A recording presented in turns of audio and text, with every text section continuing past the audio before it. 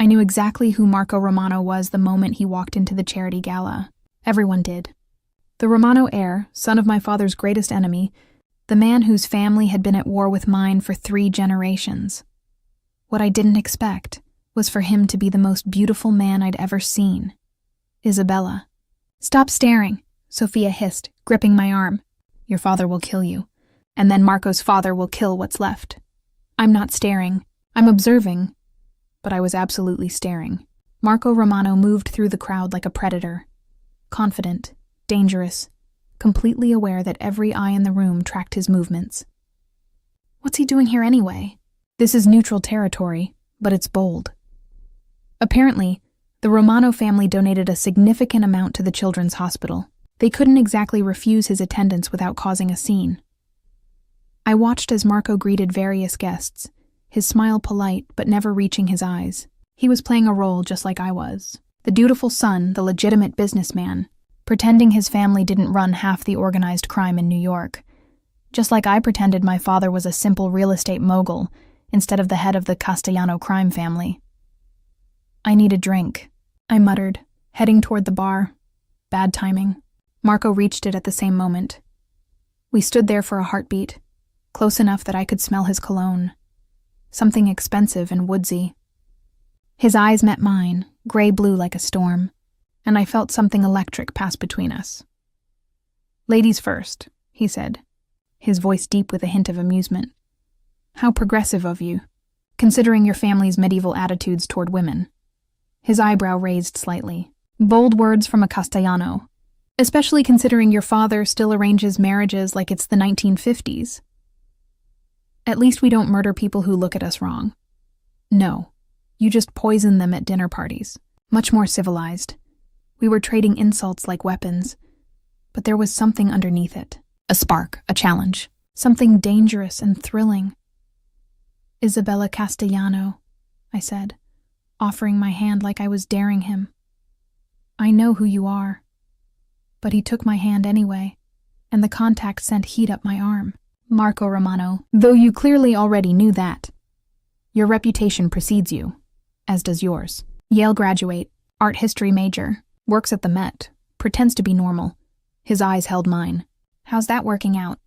"Better than law school at Columbia and pretending your family's import business is legitimate." "Touché." He signaled the bartender. "What are you drinking?" "Why, planning to poison it?" "If I wanted you dead, Isabella, I wouldn't waste good alcohol doing it." He smiled, and it was devastating. "I'd make it memorable. I should walk away.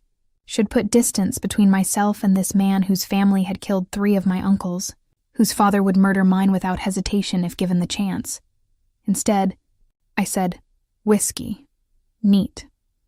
We moved to a quiet corner of the terrace, away from the crowd, away from prying eyes.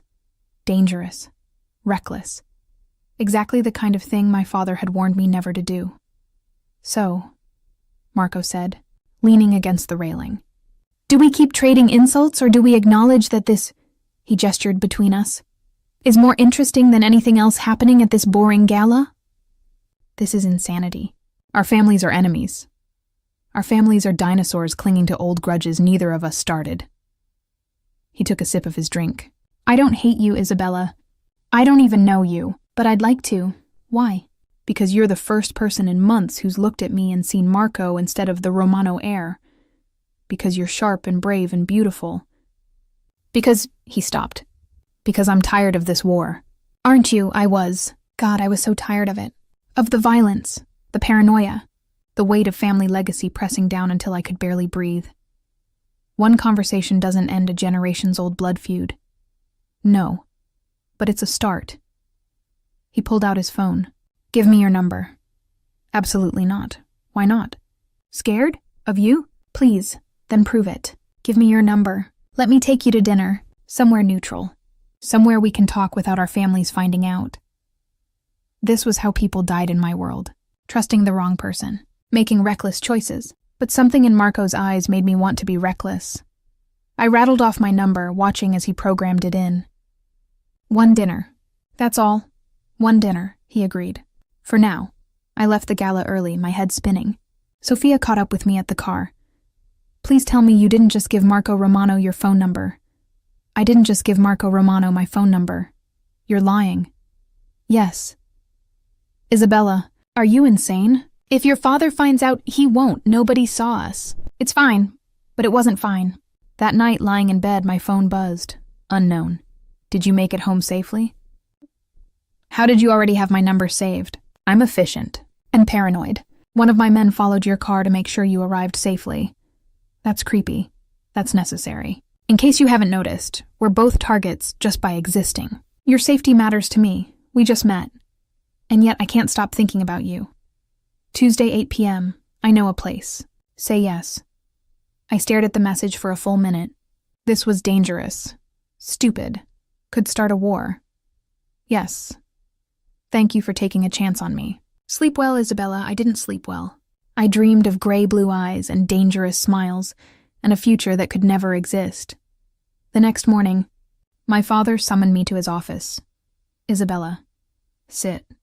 Salvatore Castellano wasn't a tall man, but he commanded respect through sheer force of will. He'd built an empire through violence and cunning, and he'd taught me everything I knew about survival. The gala last night. You enjoyed yourself? It was fine. Boring, mostly. Good. Because I need to discuss something with you. He poured himself coffee, not offering me any. A bad sign. The Romano family has approached us with a proposal. A truce. An alliance. My blood ran cold. What kind of alliance? The permanent kind. Through marriage. He looked at me directly. Giovanni Romano has a son, Marco, 26, Columbia Law, heir to their organization. He's proposing a union. Your marriage to Marco would unite our families. End the war. Create the most powerful crime family in New York. I couldn't breathe. You can't be serious. I'm very serious. This war has cost us too much. Too many men, too much money, too much blood. An alliance makes strategic sense. I'm not a bargaining chip. You're my daughter. Which means you're exactly that. His voice was cold. This is how our world works, Isabella. You've known this your entire life. It's time to accept your role. I won't marry someone I don't even know to end a war I didn't start. You will. The contract is being drawn up now. The wedding is in 3 months. 3 months? Papa, please. The discussion is over. He stood, dismissing me. You'll meet with Marco next week for dinner. Get to know your future husband. Be grateful. From what I hear, he's handsome and intelligent. You could do far worse. I fled to my room, my hands shaking. This couldn't be happening. I couldn't be forced to marry Marco Romano, no matter how attractive I found him. No matter that I'd already agreed to dinner with him. Wait. He'd asked me to dinner. Tuesday. Had he known? Had he been playing me from the start? My phone buzzed. Marco. I just heard about the arrangement. Please believe me when I say I knew nothing about this when I asked you to dinner. My father just told me. I'm as shocked as you are. How do I know you're telling the truth? You don't. But Isabella, I swear on my life I didn't know. I asked you to dinner because I wanted to get to know you. Not because I was told to marry you. This is insane. Agreed. Can we still have dinner Tuesday? I think we need to talk. Figure out what we're going to do. What can we do? Our fathers made a decision. Then we make one too. Meet me. Let's at least make this choice ourselves. I stared at the message, my mind racing.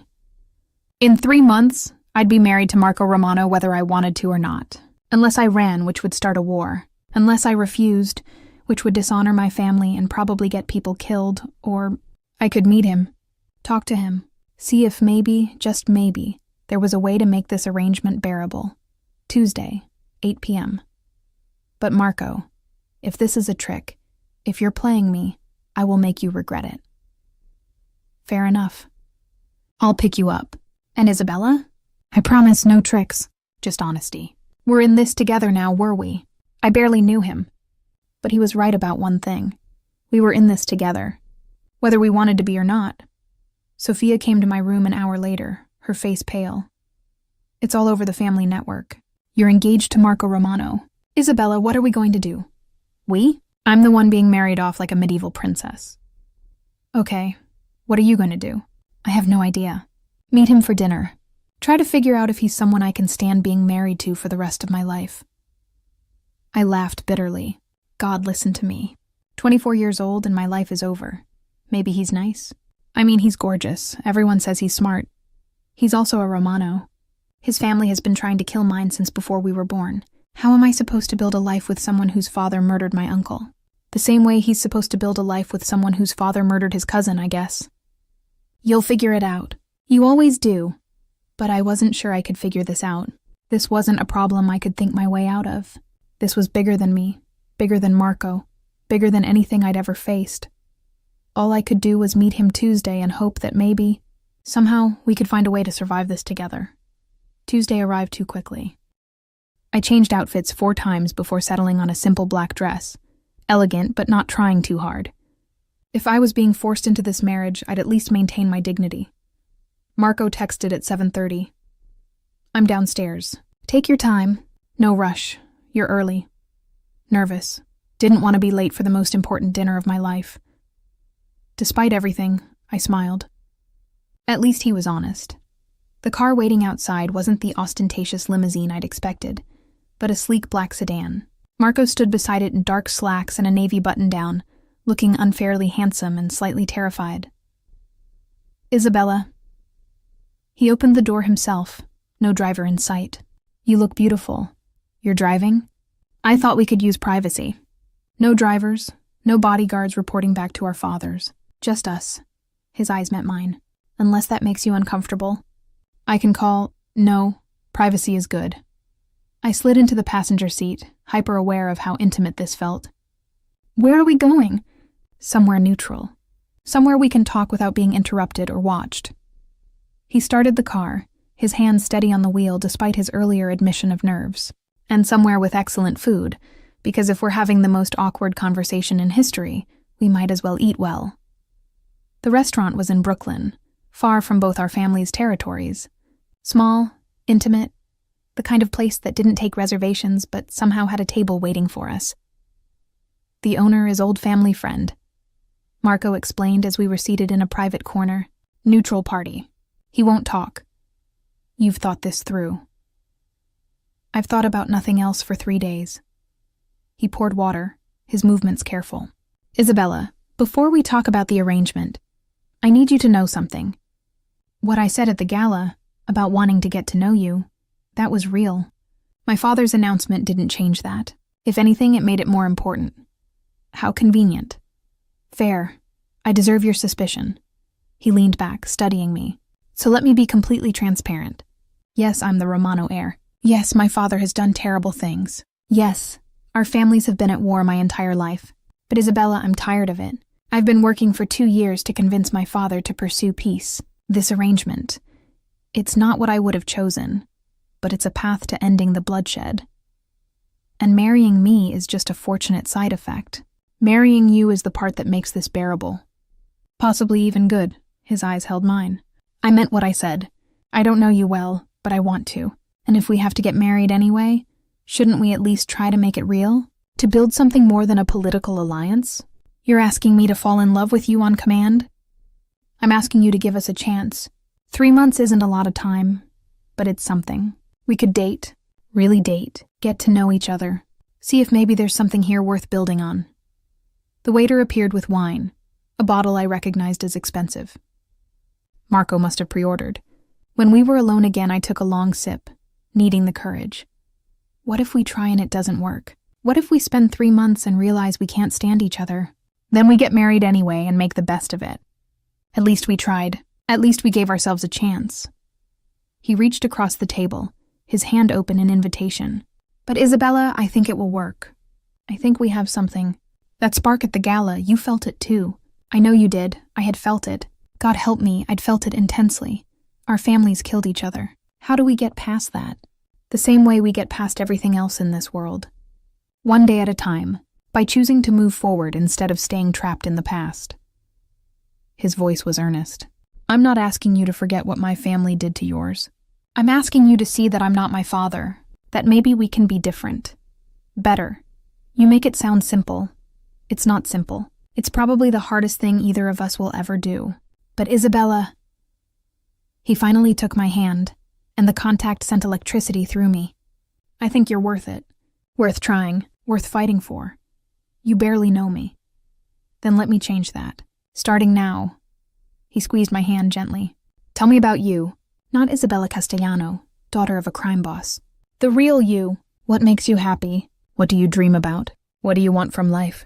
So I told him about my love of art, of spending hours at the Met lost in paintings from centuries ago, about wanting to curate someday, to bring beauty to the world instead of violence, about feeling trapped between the life I wanted and the life I was born into.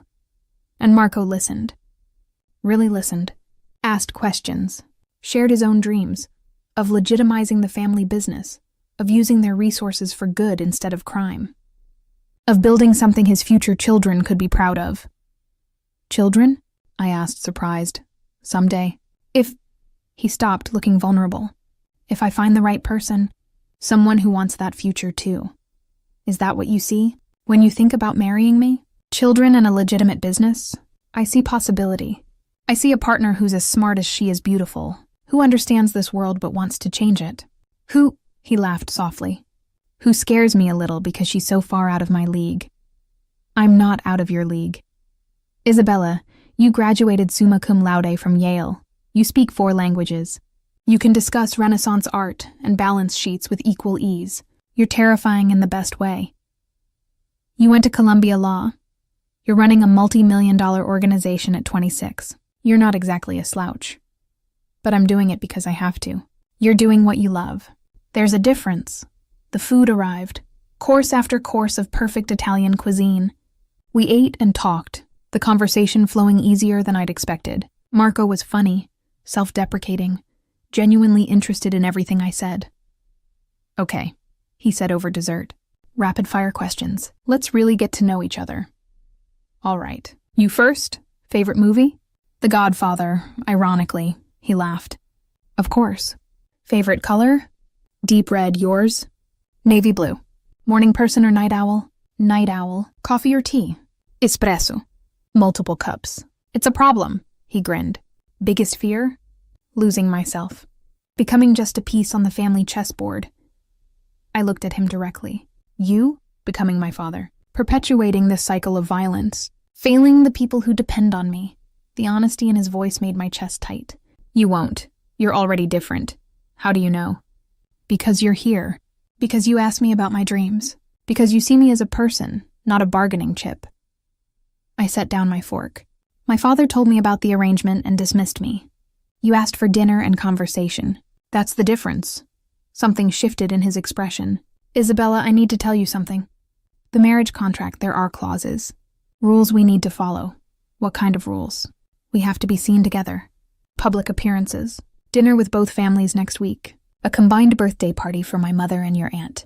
Building the narrative of a love match to satisfy both sides. Fake a relationship? Not fake. Real, but performed. Let people see us falling for each other. Make it believable. He reached for my hand again. The thing is, I don't think I'll be acting. I think I'm already falling.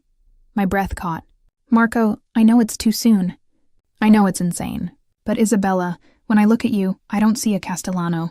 I don't see my father's enemy or a political alliance. I see someone I could love. Someone I think I already do love. At least a little. We've had one dinner. And I've thought about you every moment since the gala. That's not nothing. His thumb traced circles on my palm. Tell me you don't feel it. Tell me I'm alone in this and I'll back off. I'll be whatever you need me to be. But I couldn't tell him that. Because I did feel it. This impossible, irrational pull toward a man I should hate. I feel it. I admitted. But I'm terrified. Me too. But maybe we can be terrified together. He stood, pulling me up with him. Come on. I want to show you something. We drove to the Brooklyn Bridge, parking and walking out onto the pedestrian path. The city sparkled below us, lights reflected in the water. This is where I come when I need to think, Marco said. When the pressure gets too much, I come here and remember that New York is bigger than our families, that there's a whole world out there beyond blood feuds and old grudges. It's beautiful. You're beautiful.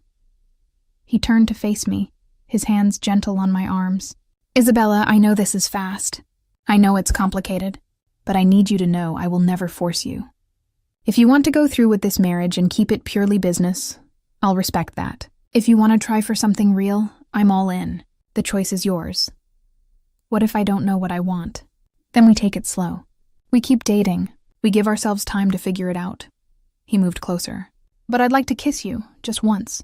So we both know if this is real or just adrenaline and fear." My heart hammered. "Okay." He kissed me slowly, carefully, like I was something precious. His hand cupped my face, his mouth moving over mine with controlled heat. And God, it was real. So real it scared me. When we broke apart, we were both breathing hard. "Definitely real," he murmured. "Definitely terrifying. Best kind of terrifying." He rested his forehead against mine. 3 months, Isabella. Give us 3 months. Let me court you properly. Take you to dinner, bring you flowers, make you laugh. Let me prove that this arrangement could be the best thing that ever happened to both of us. And if it's not, then we face that when we come to it. But I really think we could be incredible together. I looked up at him, at this man who was supposed to be my enemy, who was looking at me like I hung the moon. Okay, 3 months. But Marco, no lies, no games. Complete honesty, even when it's hard. Deal, complete honesty. Starting now, I'm already in love with you. A little bit, getting worse by the minute. Despite everything, I laughed. That's not how love works. Then explain why I can't stop thinking about you. Why kissing you felt like coming home. Why the thought of spending my life with you makes me happy instead of terrified. You're very romantic for a mobster. I'm very motivated. You make me want to be better, do better, build something worth having. He drove me home an hour later, parking outside my building. Dinner Friday? He asked. With both families. Official announcement of the engagement. It's going to be intense. Wonderful. But Saturday, just us. I'll take you somewhere special. Make up for the family dinner. He kissed my hand. Thank you for tonight. For giving us a chance. Thank you for asking. I opened the door, then paused. Marco, I'm falling too. Just so you know, his smile was brilliant. Good. That makes this much less terrifying. That night, I lay in bed staring at my ceiling, my lips still tingling from his kiss. In 3 months, I'd marry Marco Romano, but maybe, just maybe, that wasn't the worst thing that could happen. Maybe it was the beginning of something extraordinary. Friday arrived with the weight of a death sentence. The family dinner to announce our engagement, officially, which meant facing both the Castellanos and the Romanos in the same room for the first time in decades without someone ending up dead. You need to wear this, my father said, handing me a velvet box. Inside was the Castellano family ring, a massive ruby surrounded by diamonds, worn by Castellano brides for 5 generations. Papa, this is too much. You are marrying to unite 2 families. You will wear the symbols of both. His expression softened slightly. Your mother wore this ring. She'd want you to have it. My mother, who'd died when I was 10, who'd also been married off to end a dispute, though she'd grown to love my father eventually. I wondered if she'd been as terrified as I was now. The Romano boy, my father continued. He's treating you well? Yes.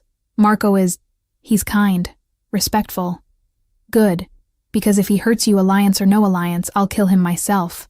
Papa. What? You're still my daughter. That doesn't change. He kissed my forehead, rare affection. Make me proud tonight.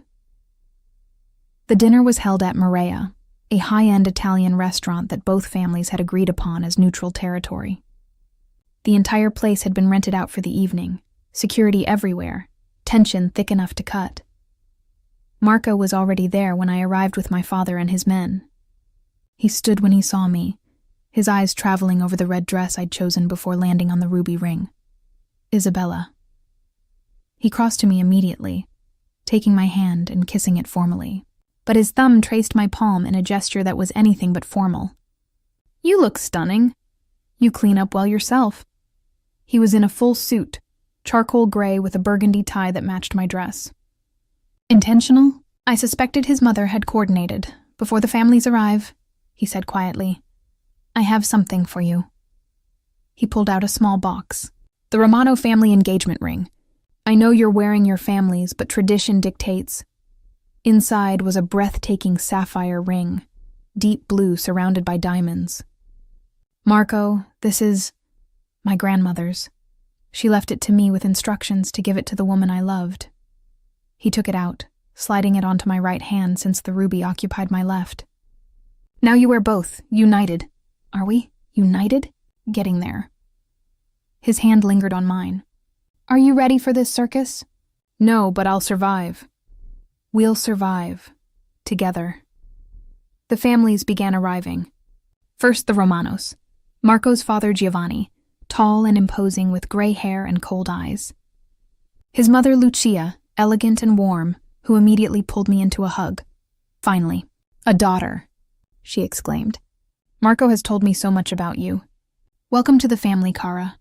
Then the Castellanos, my father, my uncle Tony, various cousins and associates.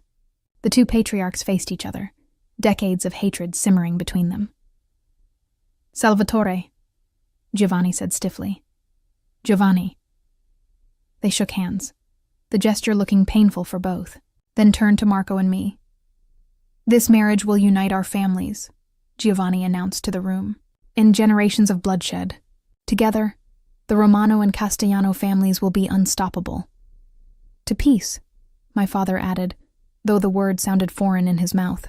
And to my daughter's happiness. That surprised me. I'd expected him to focus purely on business.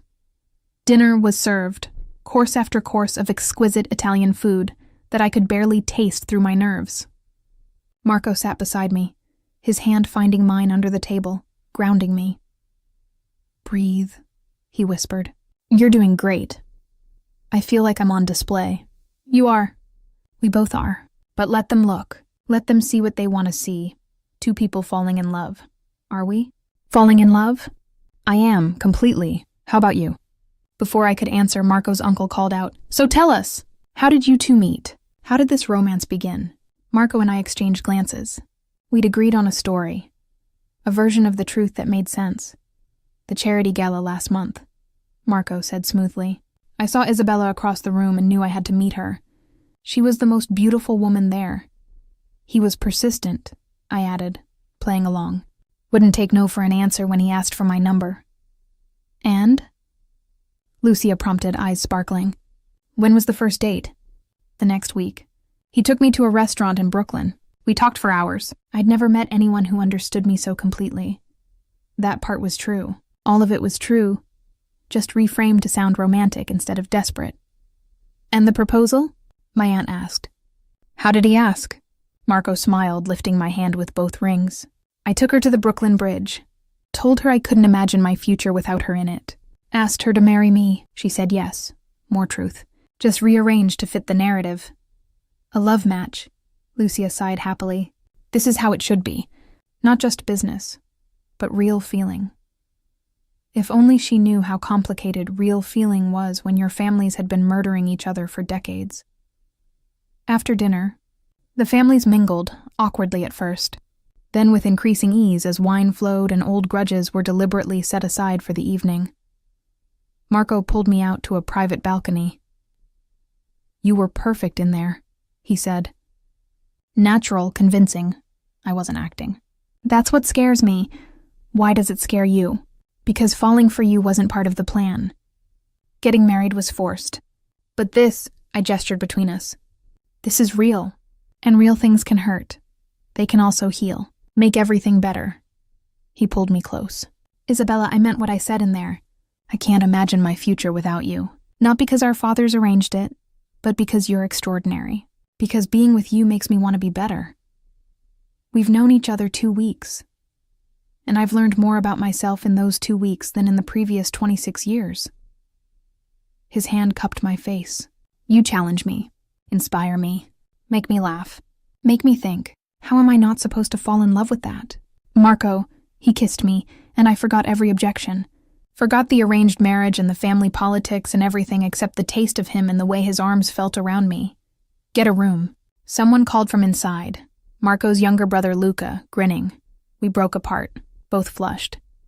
Rain check on that? Marco murmured. Very presumptuous.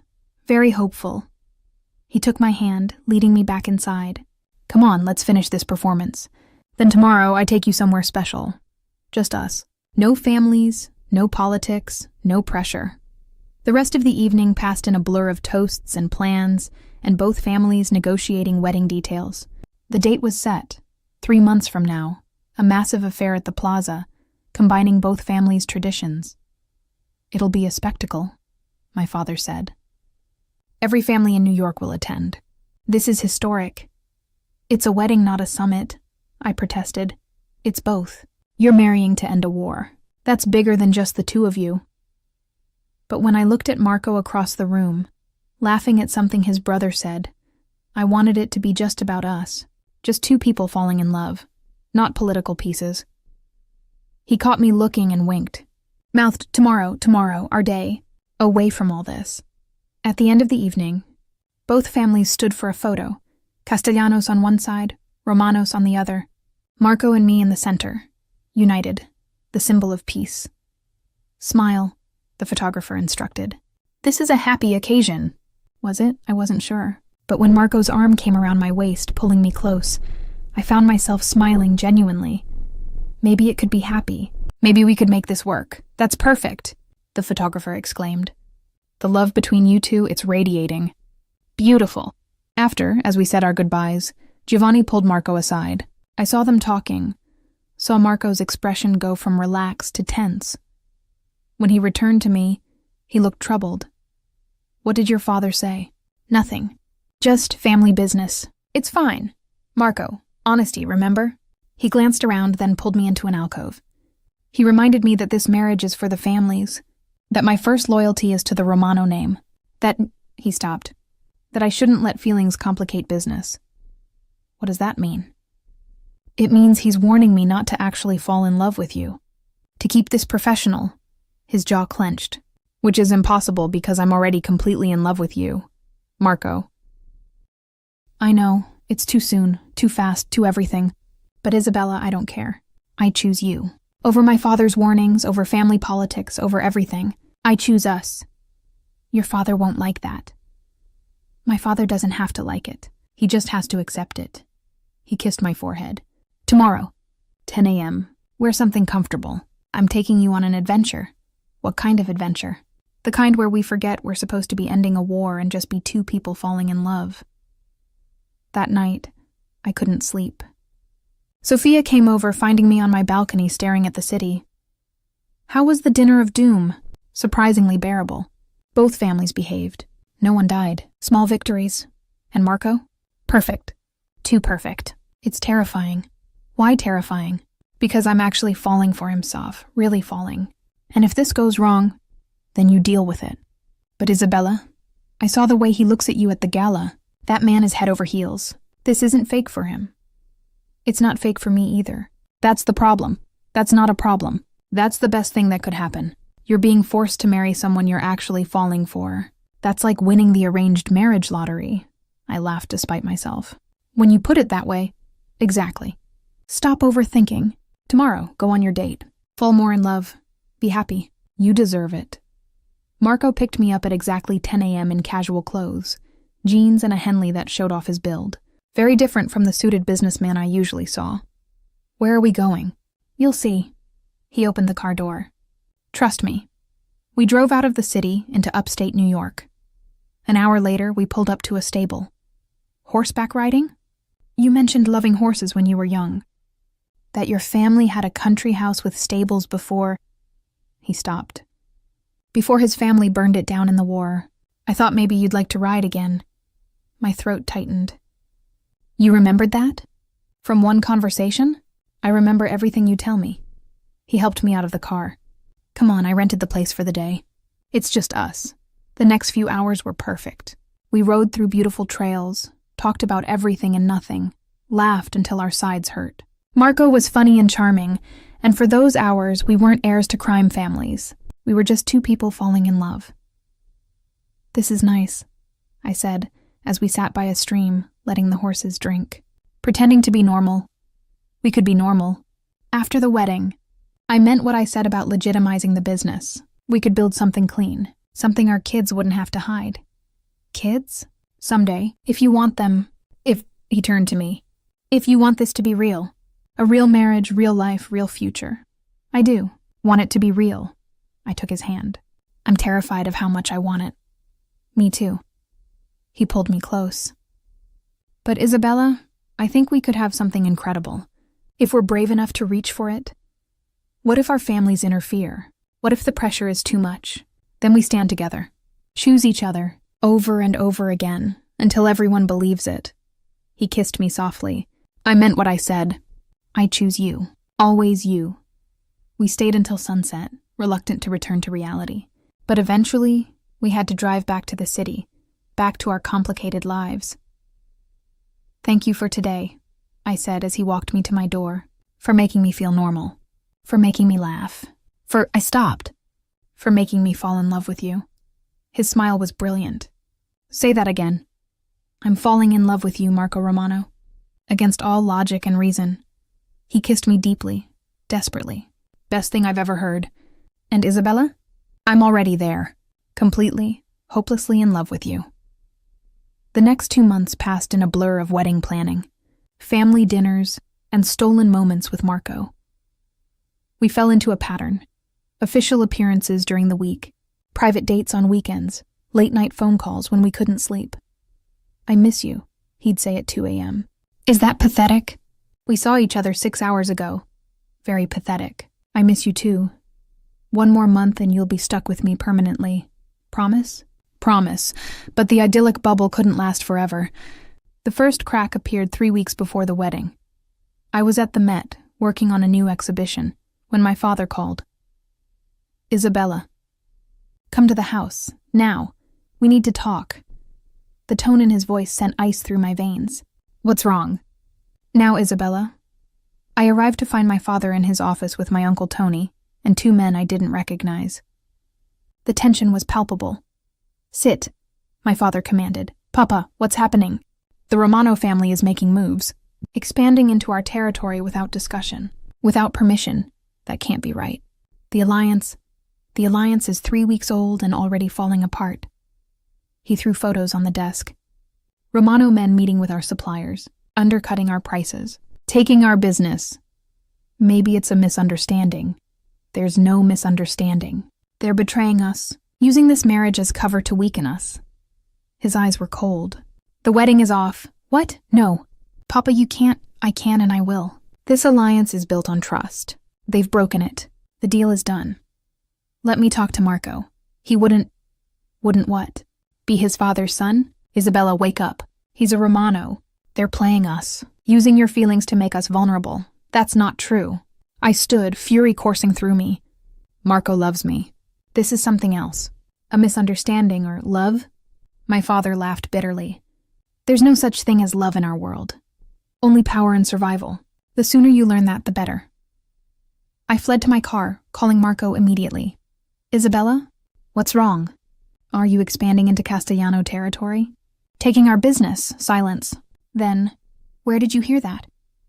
My father, he has photos. Marco, please tell me it's not true. It's complicated. My father made some moves without consulting me. I just found out this morning. I was trying to fix it before I found out? Before it ruined everything? Isabella, I'm handling it. I swear I didn't know. I would never. Your father did. And you're his heir, his representative in this alliance. My voice broke. My father is calling off the wedding. What? He can't. I'll talk to him. I'll fix this? How? Marco, how do you fix betrayal? It's not betrayal. It's my father being my father, making power plays without thinking about consequences. But Isabella, I love you. That's real. Whatever else is happening, that's real. Is it? Because right now, it feels like everyone was right. That this was never about us. That we're just pieces in their game. That's not true. I have to go. I hung up before he could respond, tears streaming down my face. Sophia found me at my apartment an hour later, holding a bottle of wine, I heard. Family network is blowing up. She pulled me into a hug. What are you going to do? I don't know. My father wants to call it off. Marco says he can fix it. But Soph, what if this is who they are? What if we can never escape our families? Then you decide what matters more. Your family's approval or your happiness. What if I can't have both? Then you choose. But Isabella, I saw Marco with you. That man loves you. Whatever his father did, I don't think Marco knew. My phone buzzed. Marco, please, let me explain. Let me fix this. Don't give up on us. How do I know this won't keep happening? That your father won't keep undermining the alliance? Because after tonight, He won't be in charge anymore. I'm taking over. Completely. No more power plays, no more games. Just me. Building the future we planned. You can't just take over. Watch me. Family meeting in an hour. I'm calling a vote. And Isabella? I'm doing it for us. Because losing you isn't an option. 2 hours later, my father called again. Giovanni Romano just stepped down, made Marco head of the family, publicly apologized for the territorial encroachment, returned all the business his men took. He sounded shocked. The boy actually did it. Chose you over his father's ambitions. Papa, the wedding is back on. But Isabella, you need to understand something. Marco just made powerful enemies in his own family. His father won't forgive this. Neither will the old guard who supported Giovanni. Your husband-to-be just painted a target on his back. He did it for the alliance. He did it for you. Don't insult my intelligence. I've been watching you too. This isn't politics anymore. It's real. His voice softened. Be careful, Figlia mia. When men love that deeply, they make dangerous choices. Choices that can get them killed. That night, Marco appeared at my door looking exhausted but determined. Did you really force my father to step down? Reorganize the entire power structure? Risk civil war in my own family? He pulled me into his arms. Yes, all of it. For you. Marco, you didn't have to. Yes, I did. Because Isabella, I meant what I said. I choose you. Over my father, over family politics, over everything. You're my priority now. My only priority. Your family will hate you for this. Some will. Some already do. But the ones who matter, the ones building the future with me, they understand. They support this. Support us. He cupped my face. I'm not losing you because my father can't let go of old ways. I'm not losing us because of territory and power plays. We're better than that. We have to be. What if this makes things worse? What if your family retaliates? Then I deal with it. But Isabella, I need you to trust me. To trust us. Can you do that? I looked at him. This man who'd given up everything for me. Who'd risked his family's wrath to prove his love was real. Yes, I trust you. Thank God. He kissed me desperately. Because I can't do this without you. Can't build this future without you beside me. I'm not going anywhere. Promise? Promise. We're in this together, whatever comes. The wedding planning resumed, but the atmosphere had changed. Marco's father attended meetings but was cold, distant. Some of Marco's uncles refused to attend the wedding at all. The Romano family was fractured. I'm sorry, I told Marco one night as we reviewed seating charts. This is my fault. This is my choice. And I'd make it again. Every time, he took my hand. Besides, the family that stays? Those are the people who believe in what we're building. The future, not the past. That's worth the cost. 2 weeks before the wedding, things got worse. Someone leaked details of the Romano power struggle to the press. Suddenly, our wedding wasn't just family news. It was tabloid fodder. Mafia prince overthrows father for love. Romeo and Juliet, modern mob edition. Heir apparent chooses bride. Over empire. This is a disaster, my father fumed. We're supposed to be legitimate businessmen, not tabloid entertainment. Then we ignore it, Marco said calmly at the emergency family meeting. We proceed as planned. Let them write what they want. We know the truth. The truth is you've made us all vulnerable. Giovanni spat, drawing attention to our families. To our business. For what? A girl? For my future wife. For the woman I love. For the future of both our families. Marco stood, facing his father directly.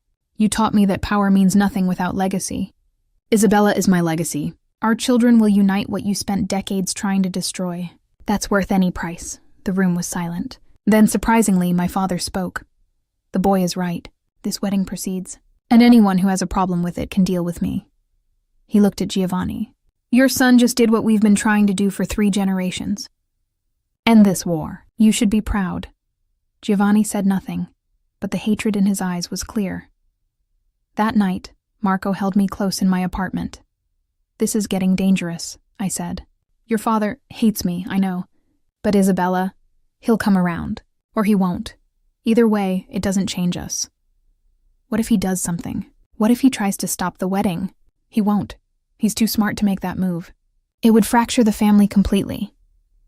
He kissed my forehead. Stop worrying. In 2 weeks, you'll be my wife. Nothing can change that. Promise? I promise. No one is taking you from me. Not my father. Not family politics. Not anything. I wanted to believe him, but something in Giovanni's eyes at that meeting haunted me. The day before the wedding, I was at a final dress fitting when Sophia burst in, her face pale. Isabella, you need to see this. She showed me her phone. A video, clearly taken secretly, of Giovanni meeting with someone I didn't recognize. That's Vincent Moretti, Sophia said. Old enemy of your father's. They're planning something. I don't know what, but the video audio was muffled. But I heard enough. Wedding is the perfect opportunity. Both families vulnerable. Eliminate the threat. My blood ran cold. They're planning to attack the wedding. We need to tell your father. Tell Marco. I was already calling Marco, my hands shaking. Isabella? What's wrong? Your father. He's planning something. An attack. At the wedding. I have video. Send it to me. Now. His voice went deadly cold. Where are you? The bridal shop. Marco, what are we going to do? You're going to stay there with security. I'm handling this. Right now. Marco, I love you. Trust me. I'll fix this. He hung up, and I was left with Sophia, fear coursing through me. What do we do? Sophia asked. We trust him. We trust that Marco will protect us. Protect the wedding. Protect everything we've built. But as I stared at my wedding dress, I wondered if trust was enough. If love could really conquer the darkness our families had created. Tomorrow would tell.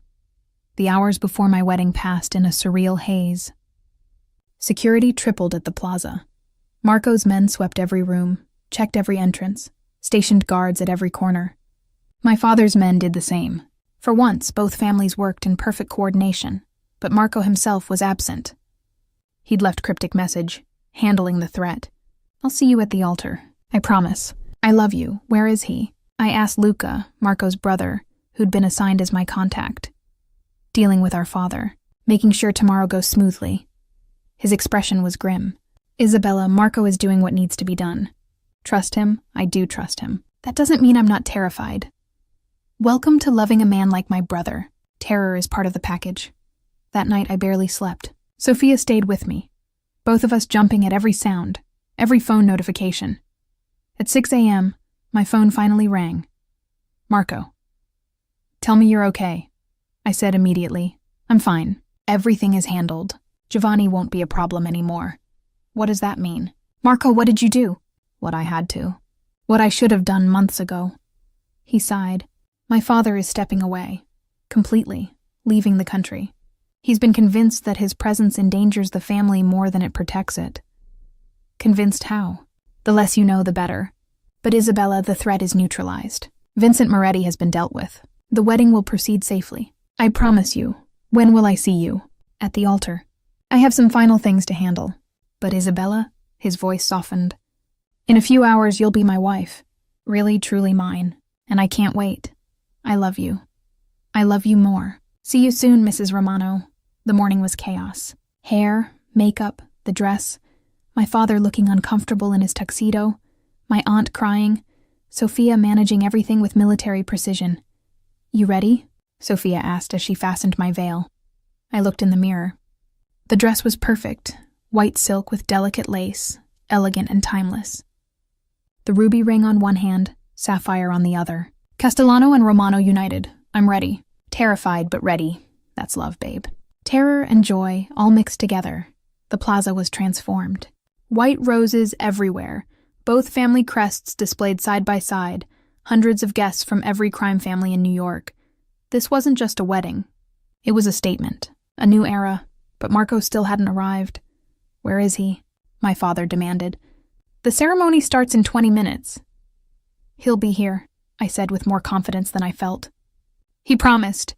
15 minutes before the ceremony, Luca appeared. He's here. He's getting ready. There was a complication, but it's resolved. What kind of complication?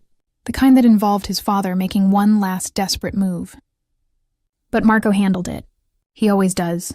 Finally, the music started. The processional, my moment, my father offered his arm. You're sure about this? About him? Because Isabella, once you walk down that aisle, there's no going back. I've never been more sure of anything. Then let's go give you away. Though for the record, I'm not actually giving you away. You're still my daughter. He's just borrowing you. Despite my nerves, I laughed. The doors opened. The guests stood, and there, at the altar, was Marco. He looked devastating in his tuxedo, his eyes locked on me with such intensity that everything else faded. The guests, the politics, the danger, none of it mattered. Only him. Only us. I walked down the aisle, my father beside me, every step bringing me closer to my future. When we reached the altar, my father stopped. Who gives this woman to be married? The officiant asked. I do. Her mother would have been proud. My father kissed my cheek, whispered, Be happy, Figlia. That's all that matters. Then placed my hand in Marco's. Marco's fingers wrapped around mine, steady and strong. Hi, he whispered. Hi. You made it. Did you doubt me? For about 6 hours, yes. Fair. But I'm here now. And Isabella, I'm never leaving. The ceremony was a blur. Traditional vows, exchanged rings, promises made before God and family.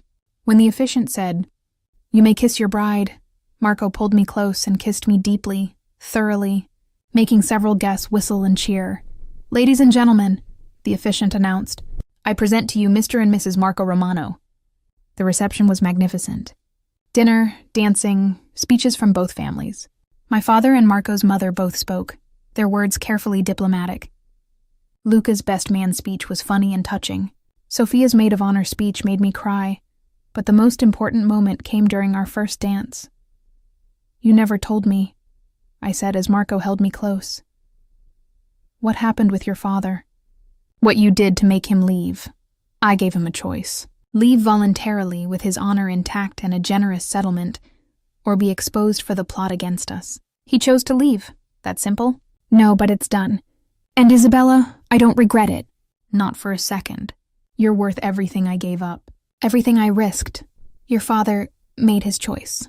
I made mine. I chose you. I'd choose you again. Every time.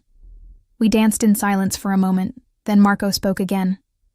I have a gift for you. For us. He pulled an envelope from his jacket. 2 tickets to Italy. 2 weeks, just us. No families, no business, no politics.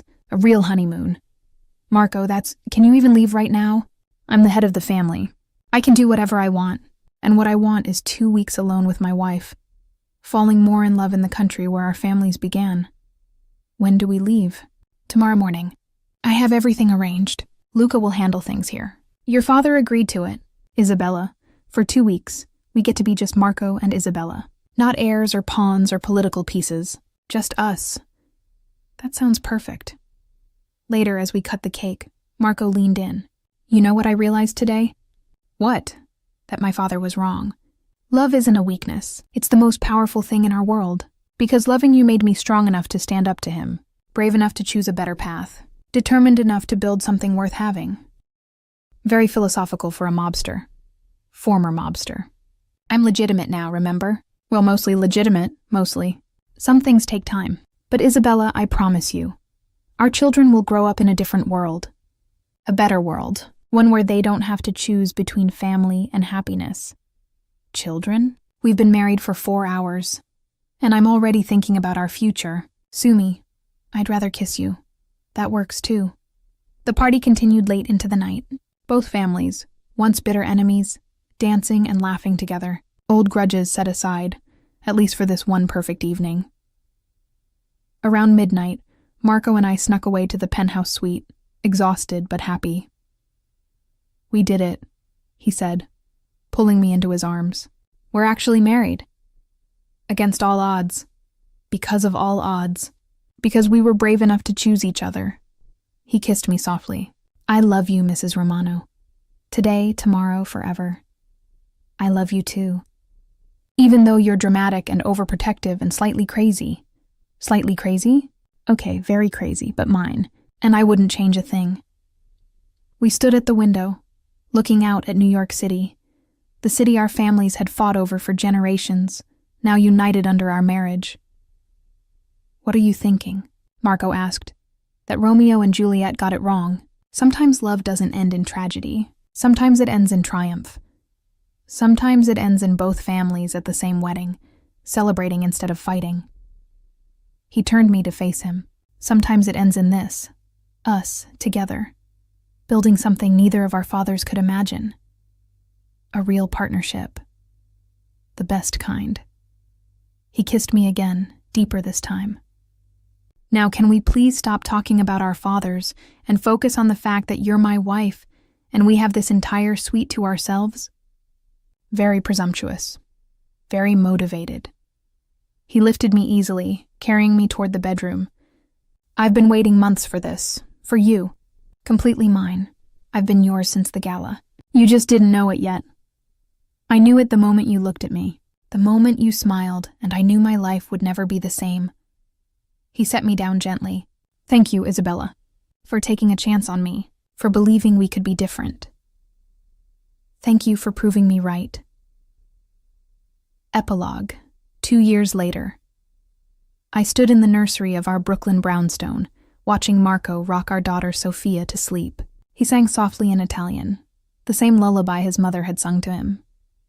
She's already got you wrapped around her finger, I observed from the doorway. Completely. And I'm not even sorry about it. He looked up, his eyes full of love.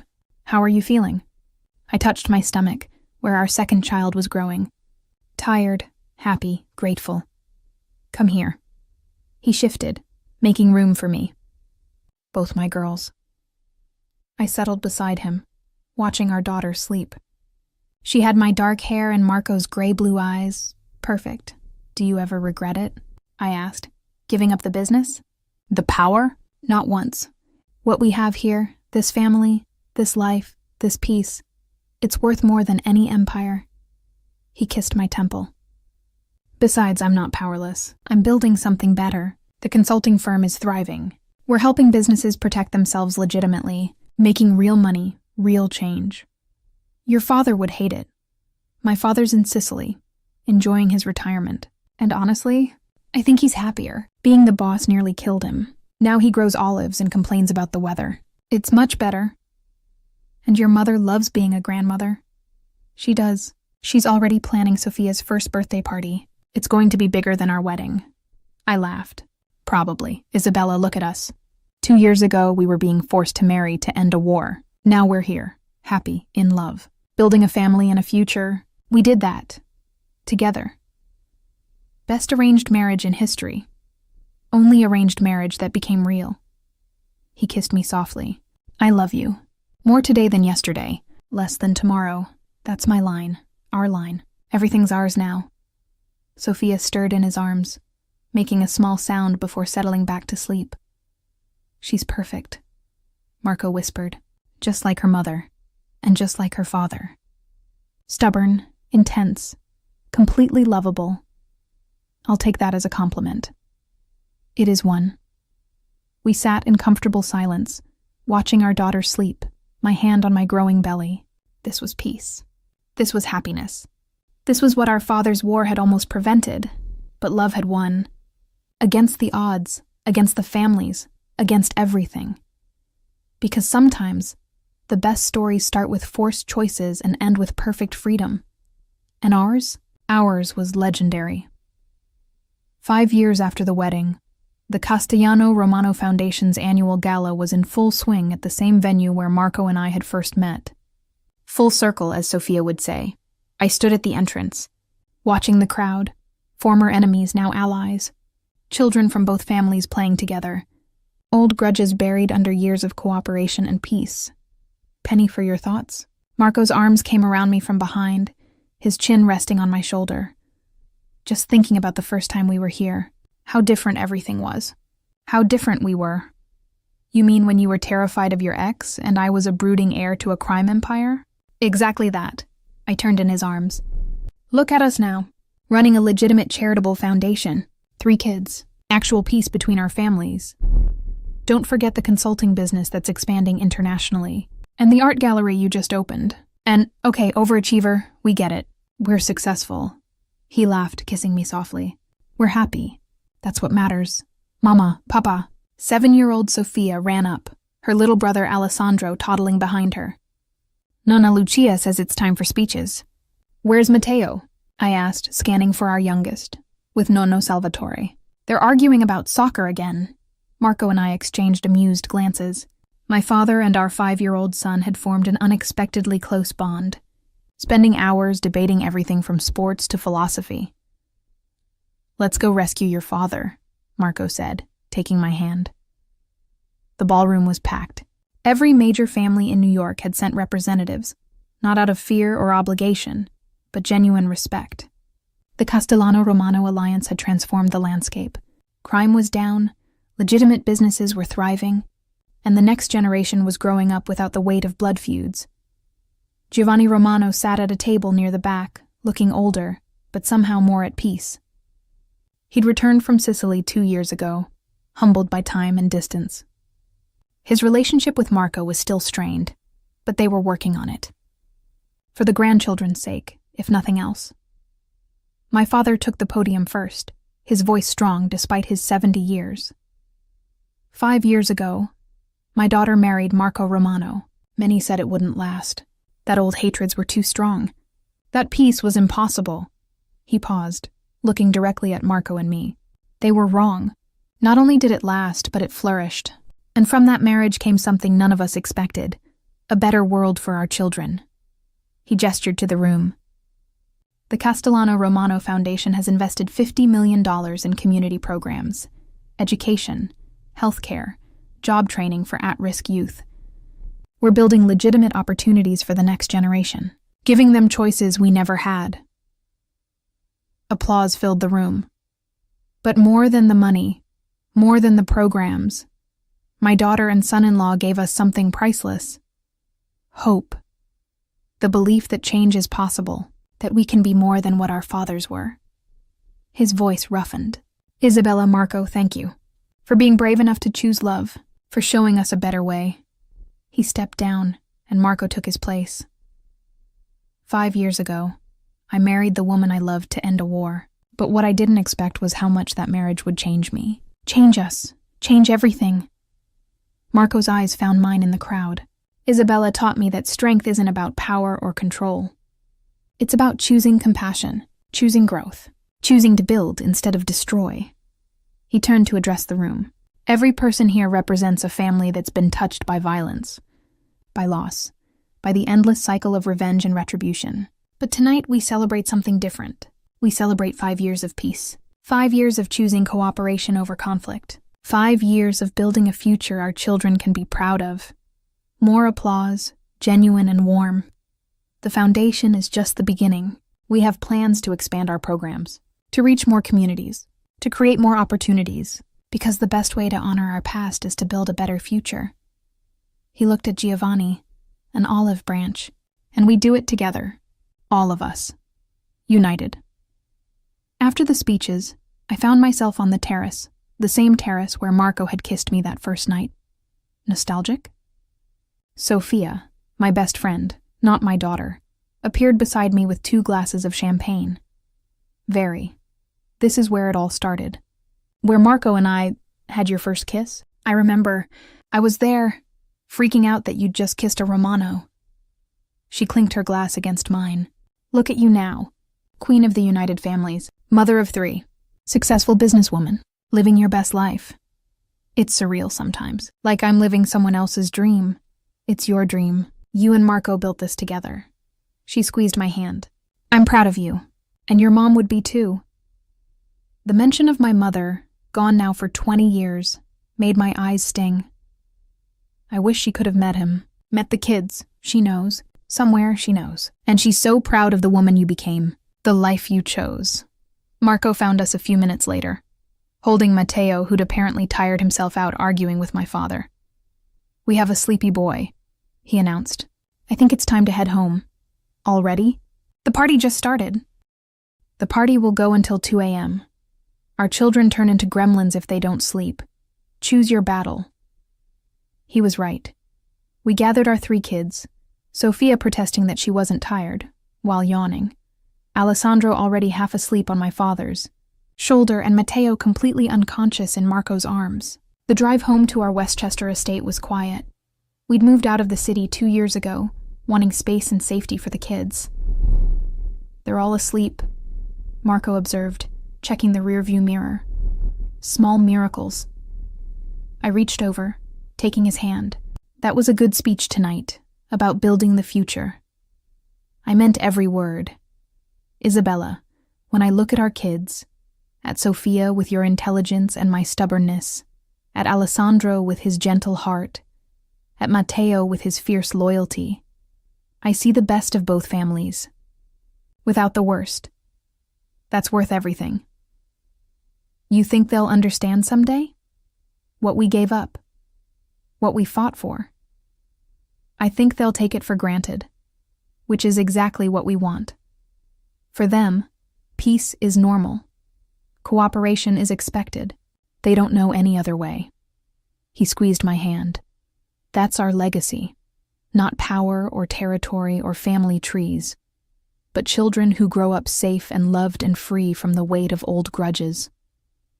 At home, we carried the kids to bed, a practiced routine after 5 years. Sophia's room first, with its art supplies and books everywhere, then Alessandro's, decorated with dinosaurs and superhero posters. Finally, Matteo's, full of building blocks and toy cars. "Remember when it was just us?" Marco said as we finally collapsed on our bed, "when this house was too big and too quiet. And now we're constantly tripping over toys and negotiating bedtimes. I prefer this, the chaos, the noise, the life." He pulled me close. "You know what I was thinking during the speeches?" "What?" "That we should renew our vows. 10-year anniversary is coming up. Do it right this time. Not because we have to, but because we want to. Small ceremony, just family and close friends. Celebrate how far we've come." "Marco Romano, are you asking me to marry you again?" "Every day. For the rest of our lives. So what do you say? Want to renew your vows to this former mobster turned legitimate businessman, turned exhausted father of 3? Only if you promise to write your own vows this time, not the traditional ones. Deal. But Isabella, just so you know, my vows will be embarrassingly romantic. Prepare yourself. I'm counting on it." We lay in comfortable silence, the kind that came from 5 years of marriage and partnership. "Do you ever miss it?" I asked finally. "The power?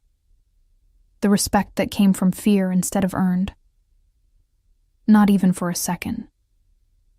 What we have now, what we built, it's real, solid, something I'm proud of."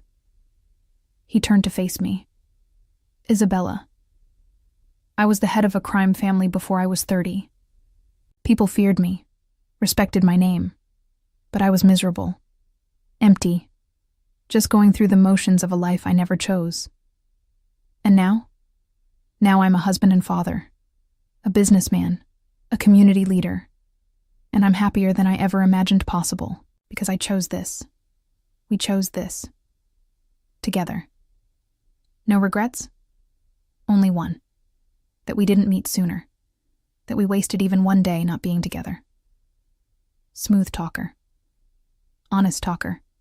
There's a difference." He kissed me softly. "I love you. More than the day I married you. More than yesterday. Less than tomorrow." You stole my line again. Our line. Everything's ours. The next morning, I woke to find Marco's side of the bed empty.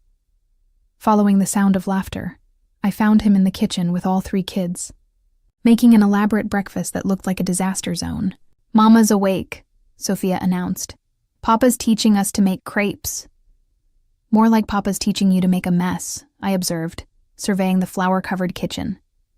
Details. Marco flipped a crepe expertly. "We're building memories. Memories require mess." Alessandro tugged on my hand. "Mama, look! I cracked an egg all by myself." Very impressive. I kissed his flour-dusted hair. "You're all very impressive." After breakfast and an extensive cleanup, Marco's mother and my father arrived for their weekly Sunday visit. It had become a tradition, both families gathering for lunch, the kids getting spoiled by their grandparents. "Isabella, you look tired," Lucia observed. "Are you feeling well?" "Just didn't sleep well last night. The gala ran late." Marco's eyes narrowed. "You've been tired a lot lately, and you barely touched your wine last night." "So, I'm tired. I have 3 kids and a full-time job. That's normal." But Marco was studying me with that intense focus he reserved for solving problems. "When was your last—" "Don't," I warned. "Don't go there." "You're pregnant again, aren't you?" The room went silent. All eyes on me. "I don't know. Maybe. I haven't taken a test yet. Go take one. Right now." Marco was already pulling me toward the stairs. "Kids, stay with the grandparents. Mama and I need to check something." "Are we getting another baby?" Sophia asked excitedly. "Possibly. Hold that thought." 5 minutes later, we stared at the positive pregnancy test together.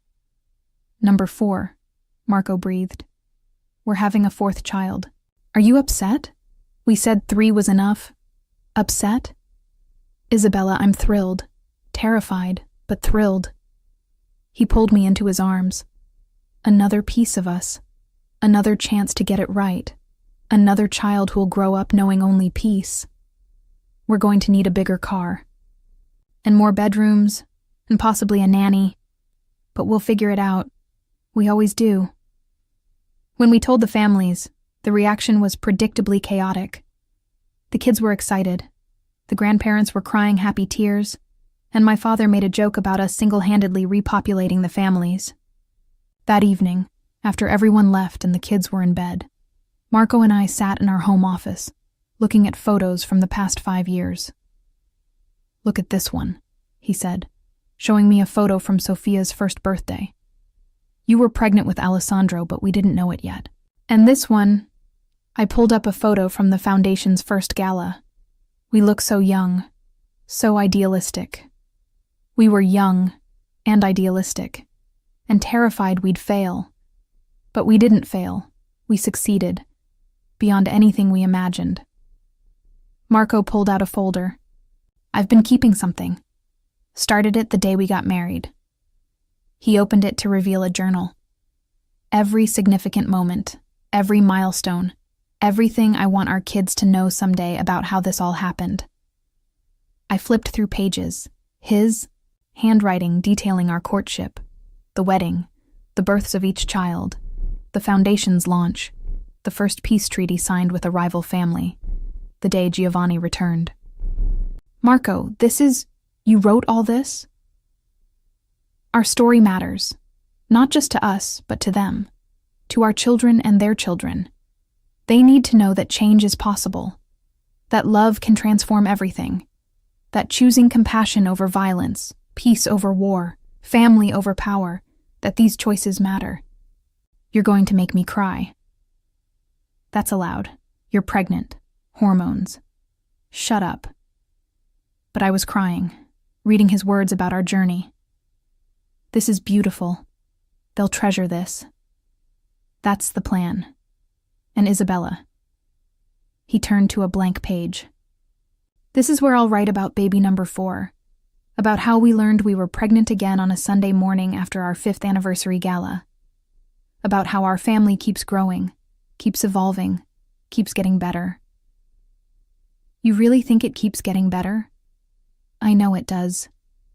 Every year with you is better than the last. Every child is a miracle. Every day we get to live this life we chose. That's a gift."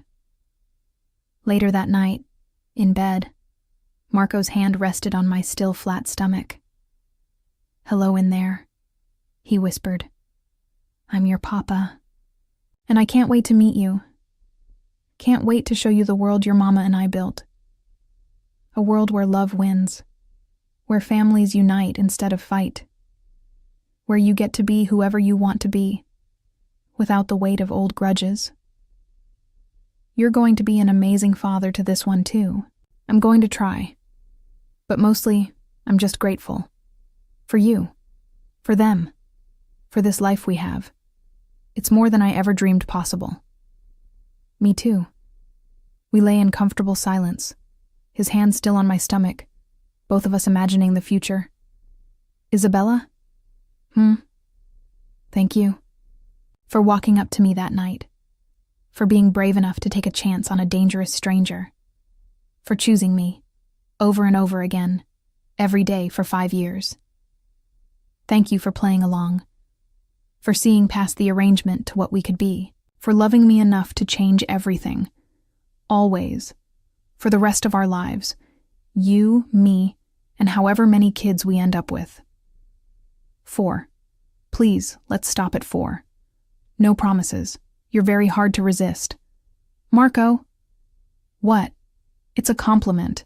My wife is irresistible. I'm a lucky man. You're an impossible man. An impossibly lucky man. There's a difference. I fell asleep in his arms, dreaming of the future, of 4 children growing up in peace, of the foundation expanding its reach, of Marco and me growing, old together, surrounded by grandchildren who'd never know war. The families had said love couldn't end a blood feud. They were wrong. Love had ended the war, built peace, and created a legacy that would last generations. Because sometimes, the best stories start with arranged marriages and end with genuine happiness. And ours was legendary.